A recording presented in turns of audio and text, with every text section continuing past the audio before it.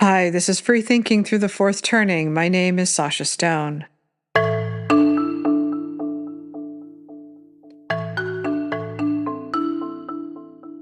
Janet's No King's Halloween. Fiction, satire. Janet left Two Moons Yoga Studio, where a gaggle of concerned American citizens, the true patriots, held an emergency No Kings Cancel Halloween meeting to save democracy. The attendees were Janet's age. They were her neighbors, but she didn't know most of them. They were all directed to join the NextDoor app to get to know each other better online. Janet used the app frequently. Even though they had a rule about no politics, she would use NextDoor to inform her neighbors if ICE agents had entered the town's perimeter. She would also warn neighbors about the e-bikes speeding through town, endangering animals and pedestrians. She would take pictures of people whose dogs left messes that their owners did not pick up and post them on NextDoor. And she would make sure to let everyone know how many people were responsibly wearing masks at the farmers market. COVID wasn't over, Janet knew. It was still a constant threat, especially to the marginalized trans people, Black and brown people, and immigrants. It was her duty to wear a mask at all times, even at the meeting at Two Moons Yoga. Only some people there were wearing masks, but not all. Janet was sure to jot down their names in case she needed to warn people later. The meeting went well. Everyone was on the same page that democracy and the way of life were now under grave threat. "This is not normal," said Barack Obama. Janet agreed. Their action plan was to go door to door and inform their neighbors that Halloween would be canceled due to the government shutdown and the fascist occupation of the country. They had even bigger goals, like canceling Thanksgiving and boycotting Christmas too, but one step at a time. Halloween was in just a few days, and it was time to send a message to the government that we would not be buying candy or trick-or-treating while Nazis roamed our streets. Everyone had a list of the neighborhood's sections. Janet would go that evening after she watched MSNBC. She didn't want to interrupt her neighbors, who were probably just as glued to their TVs. That was the only way to stay informed now that the country had been overtaken by fascists. Nothing else can be trusted now. The media is terrified of Trump. Not even the ladies of The View can talk politics anymore. Janet can only watch for about 5 minutes before they move on to shallow interviews and publicity hits. Trump has intimidated everyone, suing networks, disappearing Jimmy Kimmel for a joke, and that has had a chilling effect on free speech. Janet wasn't exactly thrilled about knocking on doors, but she had to do something. She couldn't just stay home and post about him on Facebook and NextDoor. Some had suggested giving out bags of groceries to those whose SNAP benefits would run out. Yes, a community effort for the poor and downtrodden. It's just that Vista Butte isn't a town full of poor people. It was expensive to live here. Were there poor people in this town? Then she remembered the maid who comes to clean her house once a month, and everyone has a gardener. Maybe she would approach them with a bag of groceries when she saw them at work. Would it be weird to take a selfie and post it on Instagram to show how important it is to recognize the poor right now? Assuming the maid was poor just because she cleaned houses for a living wasn't racist, was it? Is it offensive to call her a maid? What's the appropriate term? Janet asked ChatGPT. The answer: housekeeper, house cleaner, or domestic worker. Okay, so domestic workers might be the poor people in Vista Butte, like immigrants. Janet did her best not to offend marginalized people. She didn't know if any such people lived in Vista Butte. Town was, after all, 96% white, affluent, and very liberal. But on the off chance she might encounter one, she wanted them to know she cared about their health, too. That's why she wears a mask outside every day. Janet began walking up her street and could feel the October breeze. This was the best time of year in Vista Butte. It wasn't too hot, and it wasn't yet too cold. It was one of those perfect fall days, and every so often you could smell smoke from a fireplace off in the distance. She didn't want to think about him on a day like this. She needed to be living in the moment more, self-care, meditation, daily walks, breathing exercises. The election was almost 1 year ago. Janet's hair had finally grown back after she shaved it to protest the fascist in the White House. She thought about keeping it because people were so kind to her when they thought she was battling cancer. She never said she was. They just assumed, and she kind of let them. It felt good to have people be nice to her. Things aren't getting better, Janet knew. They're getting worse, much worse. He disemboweled the East Wing to put up a Nazi building. He defiled the Lincoln bedroom's bathroom and put in a Roman bathhouse. Everything is ugly, tacky gold. He hates America. He had a late-stage Roman Empire ball at Mar-a-Lago, apparently. While millions were about to starve because of the government shutdown, he was having a party for billionaires. Janet tried not to think of it. Instead, she looked around at all the Vote Yes on Prop 50 signs that were stabbed into the lawns of all her neighbors. What good people they were. They raised $120 million. Imagine that. Of course it will pass. We have to save democracy, she thought, by adding more seats in Congress. Janet herself donated around 300. Somewhere in the distance, she could hear buzzing, whirring. What is that sound? She knew before she even saw them that it was those kids on the electric bike that had been terrorizing the town, e-bikes. Everyone had complained on NextDoor, even the maggot, who goes by the name Red Hat. Even he or she or they, no, he or she, hated them. They were dangerous. They were loud. It was the only time she and Red Hat agreed on anything. He was always the first to chime in on her ICE posts. Good job, ICE, he would say. We need to protect American workers. And the media is lying about ICE and scaring people. But Red Hat was living in a Fox News fantasy world, Janet knew. Their fights got so heated that Janet had to block Red Hat and then warn everyone on NextDoor not to engage with him. There is no point, she would say. He is too lost and can't be helped. All we can do is block him. But he just made a new account. What will we do with all these racists who voted for Trump, she thought. We can't live with them. We can't forgive them. Their days are numbered. Already the Democrats are leading in the polls. It's just a matter of time before we take back the country and save democracy.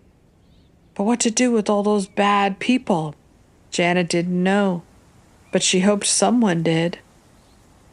Red Hat was right about those bikes, though. The kids didn't know how to control them. They went too fast down the road. They scared dogs and cats. And they scared Janet. She could hear them off in the distance now. Then she could see them. There they were, a gang of about 6 boys speeding right toward her. Janet was still holding her No King sign, which she'd brought to the meeting. It said, "No KKK, no Fascist USA, and no kings." She held it up in front of her so the boys could see her clearly in case they weren't paying attention. Could they see her? They had a devilish look on their faces and were speeding right toward her. Were they planning on hitting her? Would they hit a middle-aged woman in a mask carrying a No King sign? Yes, Janet knew they would because they're dumb kids. It was now a game of chicken, and Janet was not playing that game. Just as they got within a few feet of her, she leapt out of the way and stumbled, falling face down on the concrete. She could hear them screaming with laughter as they sped by. "Chicken!" one of them called out. Janet was furious. She ripped her mask off her face and stood in the middle of the road with her cell phone aimed right at them. "I'm recording you," she said. The boys screeched to a halt on their bikes and turned around to look at her. They apparently thought this was really funny because they could not stop laughing. "Go ahead, no kings," one of them said, and that cracked them all up even more. "I will," Janet said, "and then I'll call the police. How do you like that?" "We didn't do anything," another said. A couple of them had their own cell phones out and began recording her. "You tried to kill me," Janet said. That made the boys burst into yet more uncontrollable giggles, and they began mocking her. "Oh no, she almost died. Death by e-bike." "You don't even live in this town, do you?" Janet said. "Why don't you go back to where you came from?" "Why don't you?" one of them said. "I live here, do you?" They didn't answer, but just thought the whole thing was either super funny or a waste of time. And with that, off they went with their noisy, irritating, dangerous e-bikes, headed for who knows where. Janet searched around for her mask, but the strap was broken. She was too traumatized to bother picking it up. She did take her sign, which was wrinkled and dirty. She looked around to see if any of her neighbors had witnessed the ugly scene. She might need a witness if she called the cops, but why bother? What good could they do? She would keep trying to get e-bikes banned so the neighborhood could be peaceful and orderly again. She was just a block away from her house now. Tears were streaming down her face. Why did those kids have to be so mean? Why are they so aggressive? Boys. That's why. Boys who grow up to be men. Boys who can't be controlled. That's what is wrong with our society, Janet knew. Just look at all the damage caused by Trump. The Gestapo was disappearing people off the streets and putting them somewhere, ripping children from the arms of their mothers and putting them on trains, sending grandmothers to concentration camps, all because they're brown and the racists on the right want only a white America. He sent in the military to occupy our cities. It's not to protect ICE, stop crime, or clean up the streets. It's to implement martial law, to put all of us under federal control. It won't be long before we're snatched off to death camps just for making a joke or having a No Kings rally. Of course, Fox News will shrug it off.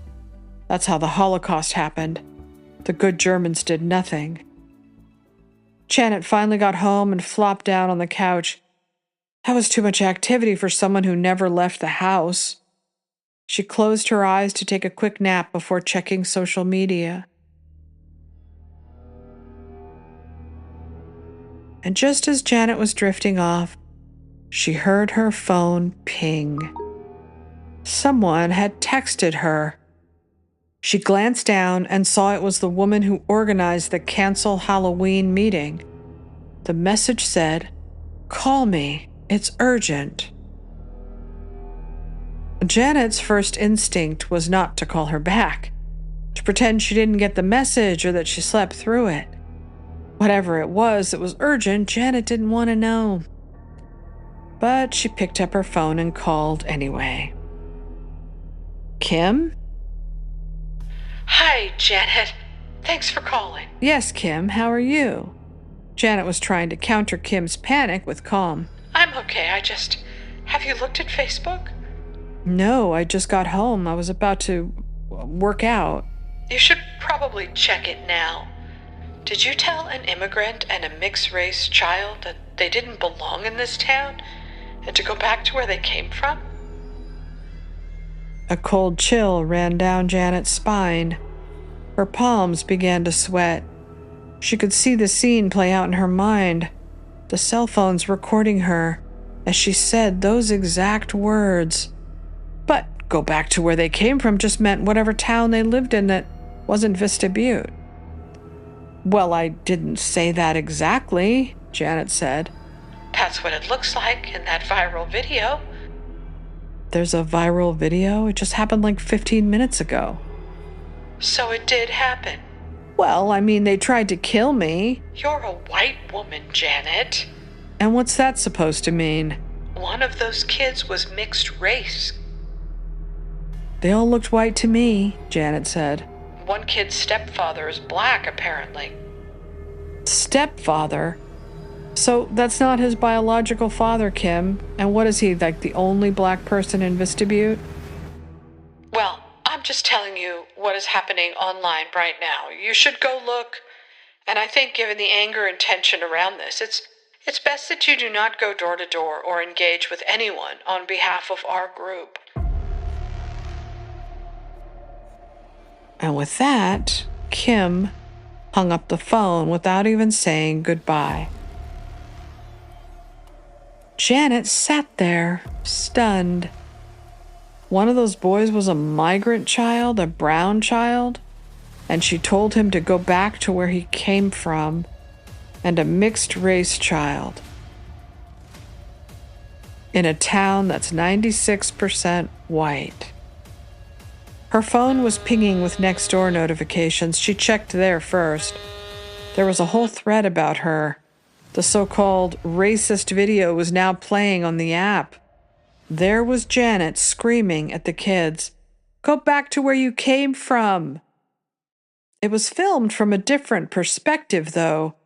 It was from someone watching from inside their house. They must have posted the video. Who would do that? She read the comments. What a terrible person. That's scary. It's sad what's happened to her. I didn't know there were Karens in this town. Racism is ugly, and so is she. I always knew there was something weird about her. She just seems off. The kid had a mom who works at the local Wendy's, and ICE has just taken her. He's worried he's next. She's MAGA now. I hate ugly people, don't you? She lives near me. I see her walking outside sometimes. Scary. There is nothing wrong with standing up for your morals and shutting these people out of your life forever. We should meet later and figure out what to do about her. Only one person, Red Hat, pushed back. Everything is racist with you people, he wrote. Great, the MAGA guy. That's how low she sank. She was sick. Her stomach hurt. How could this be happening? Why did she say what she said? They all looked white to her. Were they all white? Now she couldn't even remember their faces. She only saw them laughing. She didn't want to look on Facebook, but she had to know what they were saying about her.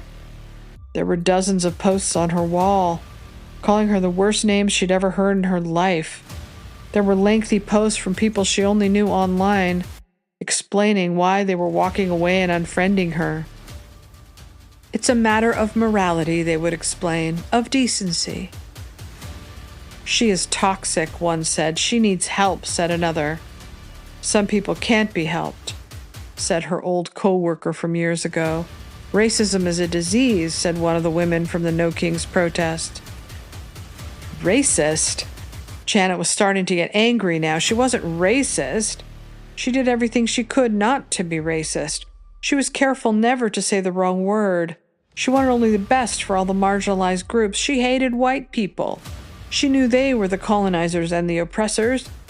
She thought America was a rotten, corrupt, white supremacist empire that would elect a twice impeached, 4 times indicted, adjudicated rapist, felon, fascist dictator. They were the racists, not Janet, not Janet. Now things were starting to get weird. Should she call Kim back? Should she apologize on Facebook? That's what she did. She apologized. I am very sorry that I said those words, but I am not a racist. I don't have a racist bone in my body. I'm sorry if I offended anyone. Then she posted it, and right away the comments flooded in. Too late, one said. It's always the racists who say they aren't racist, said another. You should take responsibility for the harm you caused. Janet sank into the couch and put her head in her hands. Then she heard a knock on the door. Who could that be? She slowly approached the door and looked through the peephole. It was the women from the meeting. They were standing there, arms crossed. Open the door, Janet. I know you're in there, said one of the women. Janet said nothing. They pounded the door again. "You're not welcome at our meetings anymore, and we want you out of our neighborhood," the other women chimed in. Then they began clapping and chanting, "Go back to where you came from. You're not welcome here." Janet clutched her chest and fell to the floor. What is happening? She couldn't breathe. She couldn't breathe. And then, suddenly, she realized she was now on the couch and awake. She'd been dreaming. It was all a bad dream. She was sweating through her shirt. Her heart was pounding. She picked up her phone and looked at the screen. No notifications. She checked her history. No call from Kim. She looked on NextDoor and there were no posts about her. She checked Facebook, same thing. And that was when she looked up to heaven and thanked God. She had never done that before, not ever, but it seemed appropriate now. "Thank you, God," she said. She knew there was a reason she'd had that dream. She knew it was a wake-up call to be a better person. Did that mean she should maybe try to make friends with Red Hat? Would that be enough to redeem her? No, she knew. That dream was a warning. She had to be careful from now on, and she would be. She would not break any rules. She would not even try to get the e-bikes banned. She would be quiet and go along to get along. She picked up the phone and called Kim. Hello? "Hi, Kim, it's Janet. I was just wondering what time we would all be knocking on the doors tonight." Oh, hi, Janet. That would be around 7:30. We can meet down at Kate's Coffee at 7? "Sounds great," Janet said. "See you then." She turned on MSNBC and there was Rachel Maddow looking worried as usual. What now? Islamophobic attacks on Zorhan Mamdani, a woman being manhandled by ICE agents. There were real problems to worry about, Janet realized. Much bigger than whether some awful little brats had a damaging video of her. And yet, just as she felt herself relax, she heard her phone ping. She looked at it and said aloud, "Oh no."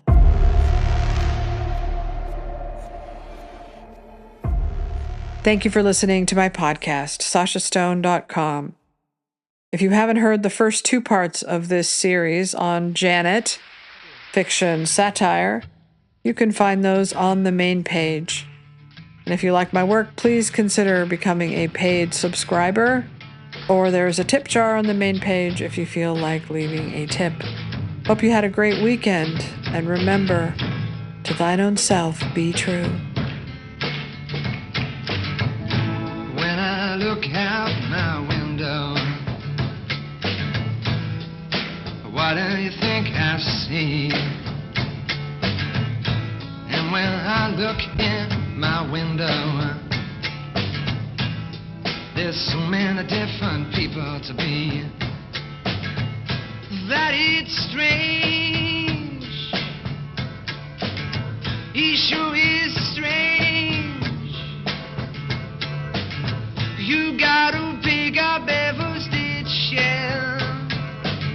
You gotta pick up every stitch. Beatniks out to make it rich, I'm a telling ya. Oh no, must be the season of the witch. Must be the season of the witch, yeah. Must be the season of the witch.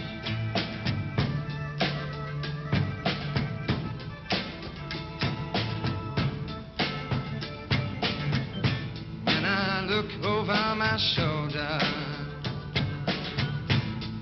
what do you think I see? What do you think I see? Some other cat looking over his shoulder at me, and he's strange. He sure is strange, yeah. You got